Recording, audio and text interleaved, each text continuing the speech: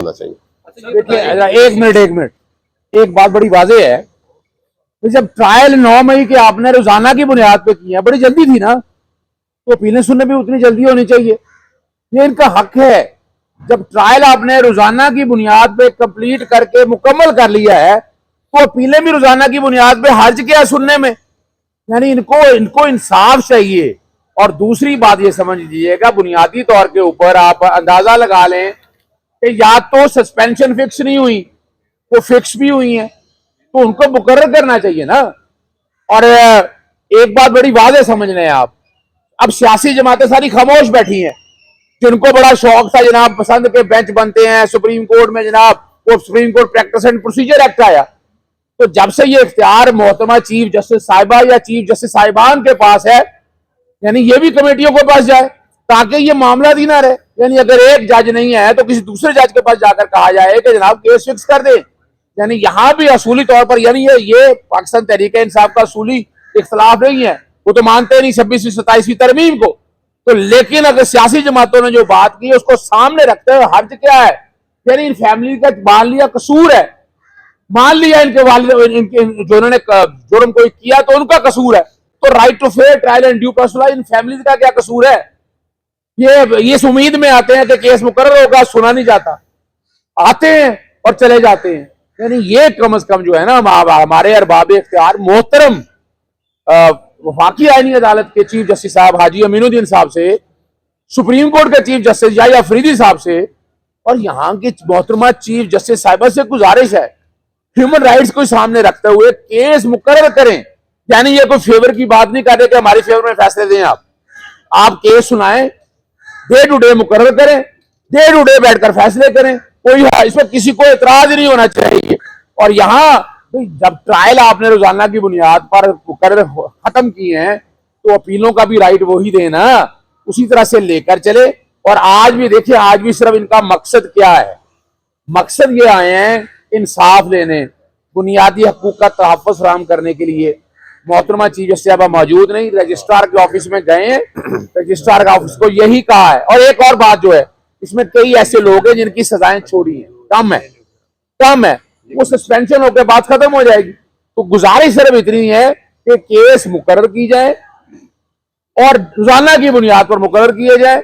और जैसे अभी आपने थोड़ी देर पहले लाहौर हाईकोर्ट के सदर साहब ने कहा है कि आप अगर केस का बोझ ज्यादा है तो 2 बेंच बना लिए जाएं। जो दहशतगर्दी के बेंचेस के केसेस सुनते हैं, वो 2 बेंचेस केस बनाकर सुन लिए जाएं ताकि इंसाफ के तकाजे पूरे हो। अच्छा, ये बताएं राणा साहब कि हमने देखा जेल के अंदर जो लीडरान है वो बार बार एक ही बात कर रहे हैं, मुफाहमत की बात कर रहे हैं बार बार। तो एक तरफ तो आप हकीकत से नाराज नजर आ रहे हैं, तो क्या आपको नहीं लगता कि मुफाहमत वाला रास्ता देखा जाए? शामिल मुफस्सिर मुतअद्दिद बार कह बैठे हैं, डॉक्टर यास्मीन राशिद साहिबा की भी यही बात है कि भाई देखा जाए अगर मुफाहमत अगर किस तरीके से बात होती है तो ये क्यों नहीं आप हमारे देखिए, मेरे ख्याल में पहली बात जिस तरफ आप इशारा कर रहे हैं, आपने लेटर सही नहीं पढ़ा, उसके मुफाहमत से पहले ना लिखा हुआ है, वो लेटर ध्यान से पढ़े वो ना लिखा हुआ है। और उसके बाद जो मेरी गुजारिश है वो ये है कि हमारा जो मकसद है, आज जो हम यहाँ पे आए हैं, वो आए हैं कि हमारा जो इंसाफ का निज़ाम है उसके पास आवाज़ उठाने आए हैं कि हमारी अपील्स और सस्पेंशंस फिक्स की जाए। जिस तरह अजहर भाई अभी बात कर रहे थे कि जिन्होंने जुर्म किया, असल में जुर्म सिर्फ इतना सा किया कि वो एक नजरिए पे और अपने एक असूल पे खड़े हैं, उनका सिर्फ कसूर इतना ही है। और जितने वो लोग जिन लोगों ने पार्टी छोड़ दी और एक लफ्ज की मजम्मत कर दी, वो लोग जो हैं आज ओहदों में भी हैं, बल्कि बहुत सारे अहम ओहदों पे हैं, बल्कि कुछ लोग तो कैबिनेट्स में पहुंच गए हैं, काबीना में। तो मेरा ख्याल में ये फैसला जो है वो कानून के मुताबिक होना चाहिए। और जो आइन है उसकी बालादस्ती तभी है कि वो नजर आनी चाहिए कि फेयर ट्रायल है। लोग भी कहें, आप भी ये सवाल ना उठाएं कल मीडिया के, आज आप क्यों सवाल उठा रहे हैं? आज इसीलिए उठा रहे हैं, आपको भी नजर आ रहा है कि ये जो ट्रायल्स चल रहे हैं ये शैम ट्रायल्स हैं, ये जो ट्रायल्स चल रहे हैं वो फेयर ट्रायल्स नहीं है। इसीलिए आज हम सब खड़े हैं और ये एक अरसे से तसलसल चलता आ रहा है, इस तसलसल को अब खत्म होना चाहिए और फेयर ट्रायल की तरफ जाना चाहिए, लोगों को इंसाफ देना चाहिए। दुनिया बहुत आगे जा चुकी है, लेकिन हम सिर्फ इन छोटे छोटे मुकदमात में अपने सियासतदानों को फंसा के अपने लीडर्स को जाया कर रहे हैं और अपने लीडर्स को जेलों में रख के कौम का भी वक्त जाया कर रहे हैं और कौम की नुमाइंदगी जो है वो नहीं होने दे रहे, जो सही नुमाइंदगी होनी चाहिए।